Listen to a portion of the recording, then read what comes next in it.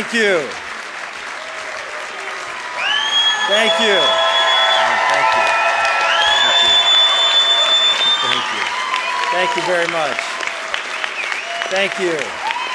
You're eating into my time. Thank you.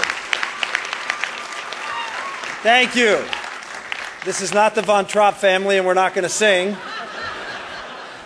But it's great to be here at CPAC. Another thing, I will not be telling any jokes. I think Foster cornered the market on that. But thank you so much for that wonderful reception for not just me, but for most of my family that is here. First, the folks that are walking with me today and walking this journey with me are here with me today because this is who I am. And they are here with me. I want to introduce, most of you probably have seen them before, but this is my wife, Karen, the rock of which I stand upon. Sarah Maria, Patrick, Daniel, Elizabeth, Peter, and John. And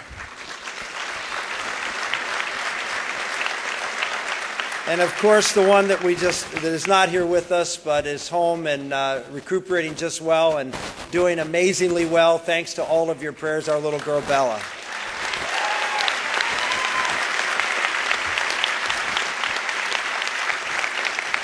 I came here right after the 2008 election. I've been coming to a lot of CPAC conventions over the years. And after that election, I made this statement. I said, conservatism did not fail our country. Conservatives failed conservatism. And that's what I really believed then, and that we, in fact, lost heart. As conservatives, we lost heart. We listened to the voices who said that we had to abandon our principles and our values to get things done, to win. But we hear those same voices today, that we have to learn our lesson, that we should that we need to compromise, do what's politically reasonable, and go out and push someone forward who can win. Well, I think we have learned our lesson. And the lesson we've learned is that we will no longer abandon and apologize for the policies and principles that made this country great for a hollow victory in November.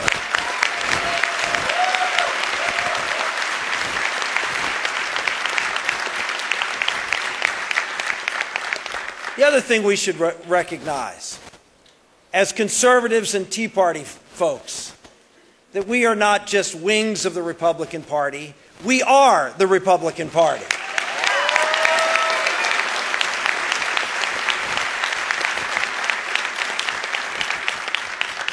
Folks, I've been here before. We know each other. We've worked together in the vineyards. We've taken on the tough battles that confront this country. I know you, and you know me. And that's important. Because we've worked together. Some say experience is a bad thing in this election. I don't think so.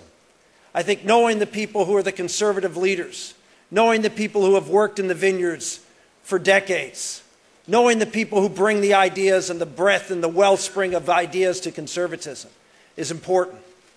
Because as Richard Viguerie often says, policies are personnel. Personnel is what makes it. Knowing the people to bring and surround yourself with. Those voices that we've listened to in the past were all people that we brought in who told us, well, no, we can't stand by those principles.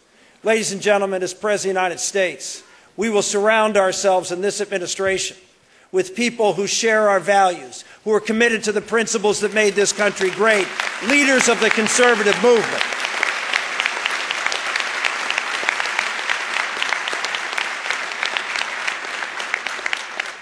We know there's a lot of excitement here because this election is about very, very big things. This is not just about jobs, although it is about jobs. And we obviously need to do something about jobs in this country, and we put forward an economic plan that the Wall Street Journal calls supply-side economics for the working man. Why? Because we care to make sure that every American has the opportunity to rise, that the ladder goes down, not just to those who might be voting for us. But yes, the very poor, the people in this country who have been suffering and left behind. We want to create an opportunity for all of them, blue-collar Americans, the working poor, to rise in society. And we put together a plan that reinvigorates the manufacturing base of our economy, that creates opportunities for people to be able to rise again in America. And that's important. It's important that we tackle this huge, monstrous debt that we have in our country, a debt that is crushing American and our children, an immoral debt.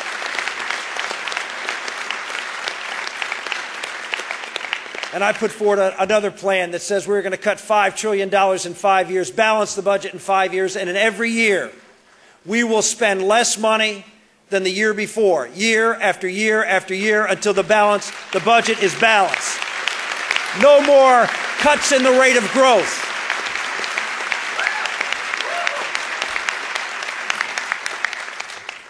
We know it's about big things, though, really big things, more than just, well, the economy. It's about foundational principles, and we've seen that played out here just in the last few weeks. Every speech I've given, from the 381 town hall meetings I did in Iowa, I talked about founding principles. This campaign is going to be about a vision.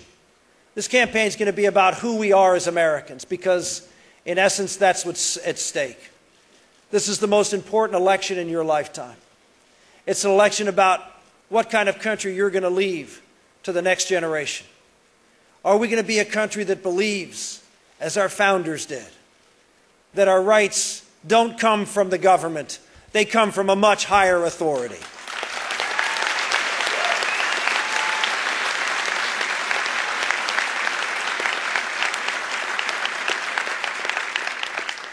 Well, there are those in our country and those in the Oval Office who believe that that's not the case. They believe that rights do, in fact, come from the government, and that they have gone around convincing the American public that they can, in fact, give you rights. The most important one that they've been able to shove down the throats of the American public was, of course, the right to health care. The right to health care in Obamacare. And we see what happens when government gives you rights. When government gives you rights, government can take away those rights. When government gives you rights, government can coerce you into doing things and exercising the right that they gave you. I've been traveling around this country talking about how Obamacare will crush economic freedom, will make people dependent upon government for the most important things, their very lives. And as a result, government will own you, because you will have to pay tribute to Washington in order to get the care you need for your children. One of the reasons I'm in this race, in fact, the major reason I'm in this race, is because I think Obamacare is a game changer for America.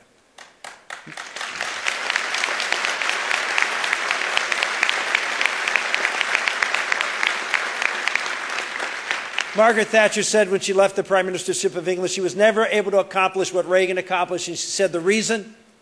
The British national health care system. Once people have that dependency, they are never really ever free again. Ladies and gentlemen, we've seen this play out on the stage in the last few weeks.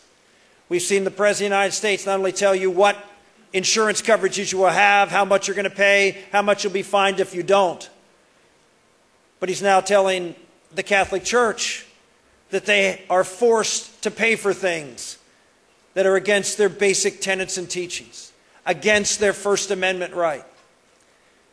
Now, interesting enough, here's what they're forcing them to do.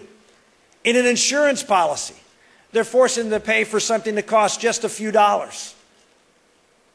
Is that what insurance is for?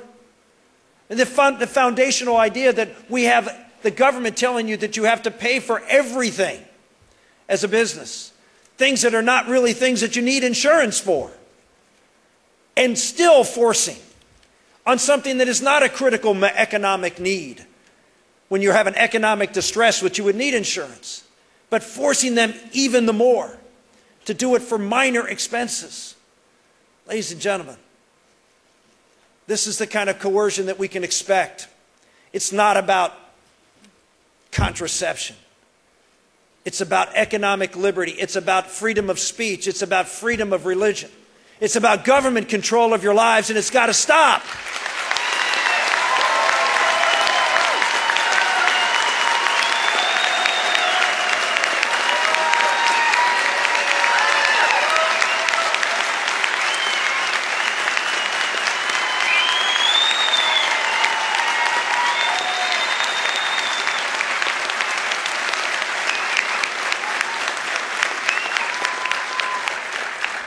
And this isn't the only place that President Obama has tried to control your lives. Of course, one of the favorite things of the left is to use your sentimentality, your proper understanding and belief that we are stewards of this earth and that we have a responsibility to hand off a beautiful earth to the next generation. And so they use that, and they've used it in the past to try to scare you into supporting radical ideas on the environment. They tried it with this idea, this politicization of science called man-made global warming.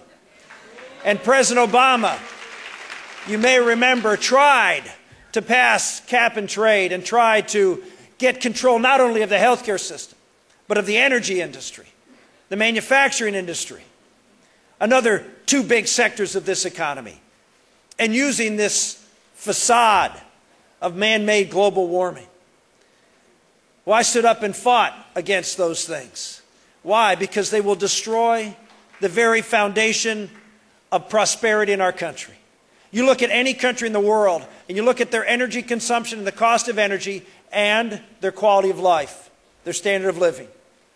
The more energy consumption, the higher the standard of living. That's just the bottom line.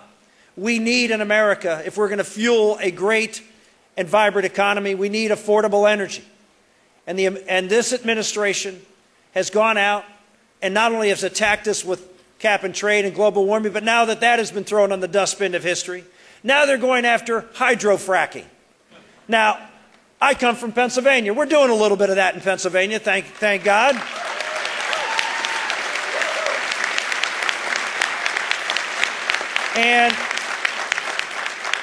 And guess what? Of course, now that we're doing hydrofracking near the population centers, the boogeyman comes out. Ooh, look at what it's going to do to you. You know how many wells have been hydrofracking in the United States? Oh, about 700,000 or 800,000. Where's been all the noise? Ladies and gentlemen, they scare you, to intimidate you, to trust them, and to give them more power. We need someone who's willing to go out on these big issues of the day and draw contrasts.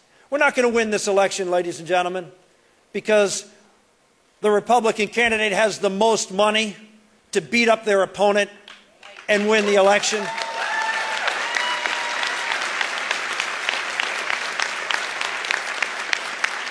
We're not going to win this election with over lopsided money advantages. We won't have one in the fall. President Obama will have more money, whoever our nominee is. So just think about what it's going to take. It's going to take ideas, vision, contrast, a record of accomplishment that can go up against the failed policies of Barack Obama. That's the winner.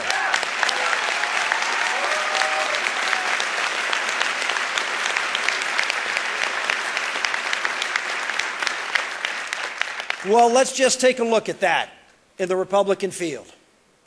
Who has the boldest contrast? Who has the record that they can run on? Who has the bold plans to turn this economy around and to support the very institutions of our country that provide the foundation of our country, faith and family?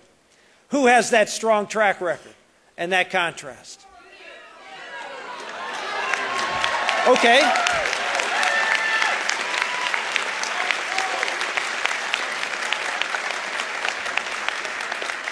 I guess I can quit now since you're all convinced of that, but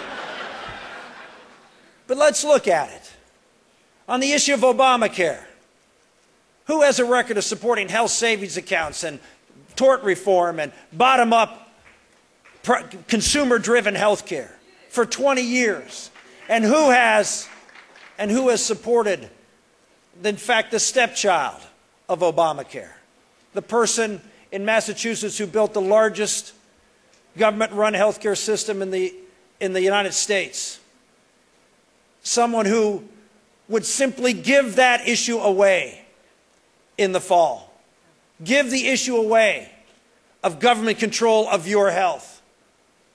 Who would be the better person to go at the Obama administration on trying to control the energy and the manufacturing sector of our economy and trying to dictate to you what lights to turn on and what cars to drive? Would it be someone that bought into man-made global warming and imposed the first carbon cap in a state of Massachusetts, the first state to do so in the country? Would it be someone who would take on the other big issue of government control of our economy, which is the government control of the financial services sector? We see everybody up on stage at the debates complaining about Dodd-Frank, but 2 of the 3 candidates supported the Wall Street bailout, which was the predecessor of which Dodd-Frank was based upon. So who would provide the clear contrast of believing in the conservative vision of bottom-up, free people, free markets, not government dependency, government control? Ladies and gentlemen, we're not going to win with money. We're going to win with contrast.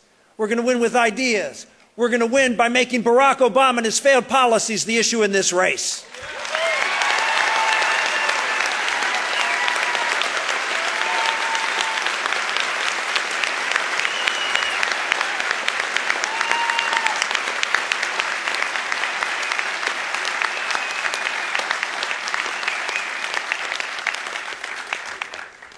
We won in 2010 because conservatives rallied. They were excited about the contrasts. They were excited about the candidates who were put forth in that election. And that's why we won.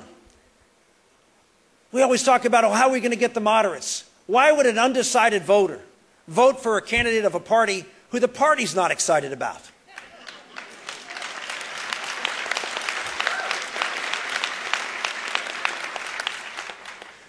We need conservatives now to rally for a conservative, to go into November, to excite the conservative base, to pull with that excitement moderate voters, and to defeat Barack Obama in the fall.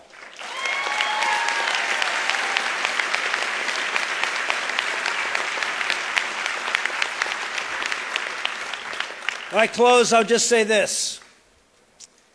When I started our speech, I referred to where our rights came from. And of course, that's in our Declaration of Independence. I know a lot of folks like to focus on the Constitution. The Constitution is obviously the operator's manual for America. It is the how of America. And it's essential that we return our government to the constraints of that Constitution. But the why of America, who we are, is in the Declaration. In these words, we hold these truths to be self-evident, that all men are created equal and endowed by their Creator with certain inalienable rights. That's who we are, a country that was built on the idea that rights come to us from God and that the government's job, the one thing the government's job is to do, is to protect those rights so you can form families and churches and community organizations, civic groups, hospitals, schools, and build a great and just society from the bottom up. That's the conservative vision for America. That's who we are. At the end of that declaration, there was a phrase. And these signers signed this declaration with this pledge. They pledged their lives, their fortunes, and their sacred honor. No one is asking you today to go out and pledge your life. Although, thank God, men and women step forward every single day and put the uniform on of the military and do so.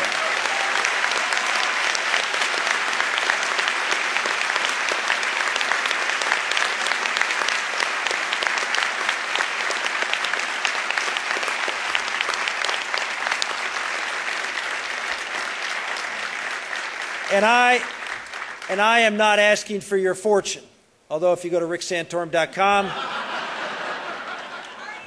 piece of that fortune would be very helpful. But I am asking for your honor, to put your honor on the line. Honor is a term that's not used very often in America anymore, but is exactly what's at stake, because this is our watch. We are stewards of a great inheritance, and it is our responsibility to shepherd that inheritance and to make it a greater and richer one for the next generation. And if we fail to do that, then we have failed our duty and our honor as Americans. This is your opportunity. Many generations come and go in America and live in many respects inconsequential times. You are blessed to live in a time when America needs you. You are...